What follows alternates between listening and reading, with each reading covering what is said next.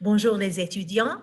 Dans cette vidéo, nous allons continuer à étudier le passé composé avec avoir. So we will continue to study the past tense, the passé composé with avoir, and we will continue to learn the passé composé in the form negative, in the negative form. But also we will learn how to talk and ask about what has already or never been done in the past using déjà and ne jamais. And we will learn how to talk about the verbs prendre, to take, and the verb mettre, to put or to put on. So let me start by sharing my screen. And we will go straight to the presentation. Here we go, our first slide regarding the passé composé in the negative form, la forme négative. Voilà. So, compare the affirmative and negative forms of the passé composé in the sentences below. For the affirmative, on the left side, we have the sentence, j'ai invité Paul. So again, we have here the verbs that are regular, the regular verbs. We have examples of invité, which is an ER verb, and vendre, which is a RE verb, that use, both of them use the verb avoir as a helper verb or auxiliary verb. The first sentence is j'ai invité Paul. So we have the subject, we have the helper verb, and the past participle. Now to say I did not invite Mark, we have to add ne pas for not, right? For the negative form. But where do we place the ne pas? If we look at the sentence on the left, which is in the affirmative form, we have to remember that we have a in invité, the helper verb and the past participle. So the rule is we place ne before the auxiliary verb and pas after the auxiliary verb. So ne pas surround the helper verb and the past participle follows, and we'll end up with a sentence like this. Je n'ai pas invité Marc. I did not invite Mark. Now let's look at the following sentence. Eric a vendu sa guitare. Eric sold his guitar. To say he did not sell his bike, we put ne pas around the helper verb again, and we'll end up with il n'a pas vendu son vélo. He did not sell his bike. So remember that the past participle comes as the last element of the passé composé in the negative form. We have ne plus auxiliary verb plus pas plus past participle. So in the negative, the passé composé is formed as follows. Passé composé in the negative equals present of avoir in the negative. So je n'ai pas plus past participle. So let's say we're conjugating avoir. We start with the conjugation of avoir. Je n'ai pas, tu n'as pas, il n'a pas, nous n'avons pas, vous n'avez pas, et il et elle n'ont pas. And then to all these conjugated forms, we add étudier, which is the past participle. And we end up with je n'ai pas étudié, I did not study. Tu n'as pas étudié, you did not study. Elle n'a pas étudié, she did not study. Nous n'avons pas étudié, vous n'avez pas étudié, et il et elle n'ont pas étudié. Notice that étudier stays invariable. It doesn't change throughout the conjugation. Okay, let's look at the regular past participles. So the verbs ending with ER have the regular past participle accent aigu. The ones ending with RE have the regular past participle ending with U, like attendu and regarder. The verbs ending with IR or avec IR ont le passé composé qui se termine avec I, choisi.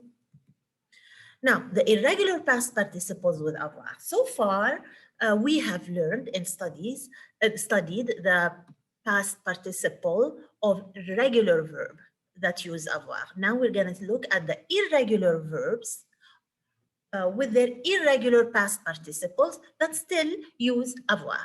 So we have the first irregular verb is to be être. So the past participle of être is été. Notice it doesn't follow the rules we looked at before. Été, we just have to memorize it. The past participle of to have, avoir, is eu.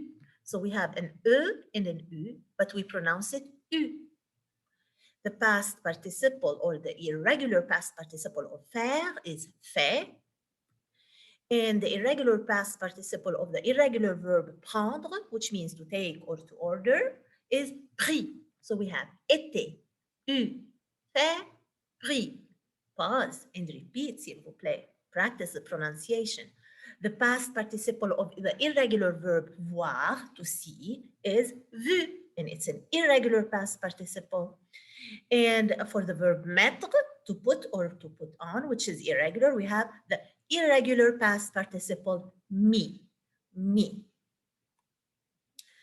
Now, let's look at déjà and ne jamais. Déjà means already, and ne jamais means never, with the verbs prendre and mettre. So I can talk or ask about what has already or never been done in the past, déjà and ne jamais, using these two expressions or phrases. Les questions au passé composé. So we have to learn also how to use question forms or the interrogative forms in the passé composé, in a sentence that contains a verb in the passé composé. Notice how questions are asked in the passé composé. Tu as travaillé ce week-end? Did you work this weekend? I'm going to read them first and explain to you the difference in the formation of the interrogative or question form for these different sentences. So we have, tu as travaillé ce week-end? Did you work this weekend? Est-ce que Paul a travaillé ce week-end aussi? Qu'est-ce que, which means, by the way, did Paul work too? And then we have, qu'est-ce que tu as acheté? What did you buy? And the last sentence here, où est-ce que Alice a acheté cette veste? Or let's put it together here and we can say, où est-ce qu'Alice a acheté cette veste? Where did Alice buy that jacket? So the first sentence, how did we form the question form? Just by adding the question mark. So nothing was changed here in the order of the sentence and nothing was added. We just added the question mark and we added the intonation to indicate a question. Tu as travaillé ce week-end? The second sentence, est-ce que Paul a travaillé aussi? What do we have? What did we do? What did we change in the sentence to make it an interrogative sentence or a question form? We added est-ce que, and then we have the subject, and then we have the passé composé as usual, with the past participle following the helper verb or the auxiliary verb. What about the following sentence? Qu'est-ce que tu as acheté? Here we added qu'est-ce que, it's a question word. Qu'est-ce que, what? Tu as acheté, and then we kept the rest of the sentence in the regular order. So question word, subject, and passé composé. The last sentence, où est-ce qu'Alice a acheté cette veste? We have the question word où, and then we added est-ce que, and then we have the rest of the sentence, subject and verb and object, rest of the sentence. Où est-ce qu'Alice a acheté cette veste? So the questions in the passé composé are formed according to the following pattern. We have the interrogative form, whatever we choose that interrogative form to be, as we saw in the examples, plus avoir, plus past participle, which both of them here make the passé composé. So we have the helper verb and the past participle. So yes or no questions, we have the intonation, tu as, like tu as travaillé, or with est-ce que tu as travaillé? This is what we spoke about. These are for the yes or no questions. And for the information questions, we add est-ce que, Quand est-ce que tu as, and then the rest of the sentence, like, quand est-ce que tu as dîné? When did you have dinner? Qu'est-ce que tu as? What do you have? Qu'est-ce que tu as mangé? What have you eaten? What did you eat? Okay. When the subject of the question is a pronoun, inversion may be used. We have learned how to use the inversion. Now we have to use it again in the passé composé tense. So if we have a subject pronoun, not a subject like Alice or Paul, we can do the inversion. In the place of tu as, like here, tu as, we can do as-tu, like as-tu dîné? A-t-il travaillé? You remember how we add the T between the two vowels? Okay. Now, let's deduce the meaning of the following vocabulary words using context clues. So we have déjà et ne jamais. Let's look at the sentence. Est-ce que tu as déjà visité Paris? Which means, did you already visit Paris, or have you already visited Paris? Ne jamais, it replaces ne pas for the negative. So far we have learned ne and then pas, but here we have ne jamais, which means never. Ne pas means not, ne jamais, never. Oui, j'ai déjà visité Paris. Yes, I have already visited Paris, or I've visited Paris already. For the negative form, you say non, je n'ai jamais visité Paris. I have never visited Paris. So instead of ne pas, we can put ne jamais. And we follow the same rule of placement of the word. Okay, so déjà means already or ever. Est-ce que tu as déjà visité Paris? Oui, j'ai déjà visité Paris. Non, je n'ai jamais visité Paris. Now let's look at the verbs prendre and mettre. The conjugation of prendre, which means to take, is like so. Je prends. We have the D and the S, but both of them are silent. Je prends. Tu prends. Il, elle, on prend. Nous prenons. Vous prenez. Il et elle prennent. So the verb prendre is irregular. We have prend, prend, prend, and then prenons, prenez, prennent. Here are some examples. I'll read maybe two. Je prends un taxi. I'm taking a taxi, or I take a taxi. Vous prenez le bus. You are taking the bus, or you take the bus. When used with food and beverages, prendre means to have. So you can say a sentence like, qu'est-ce que tu prends? What will you take? What will you order? Or what are you ordering? Je prends un café et un croissant. I will take, or I'm taking, a café and a croissant. It means to have. I will have. Some other verbs are conjugated just like prendre. One of them is apprendre, to learn, apprendre, and it's conjugated exactly like prendre. Exemple, nous apprenons le français, we are learning French.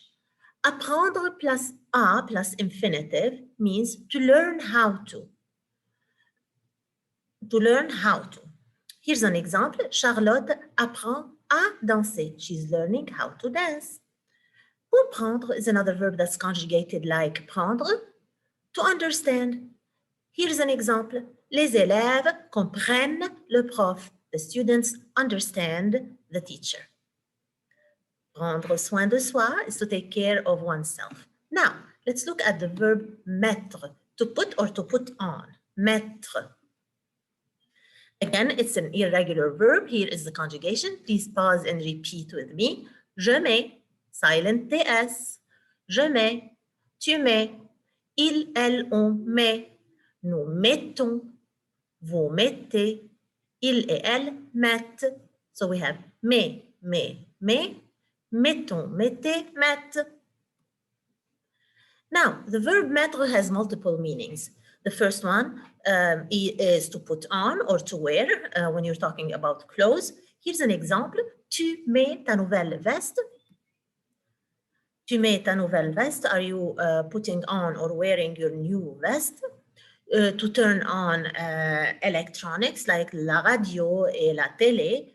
Mets la radio. Turn on the radio, s'il te plaît. Mets la radio, s'il te plaît.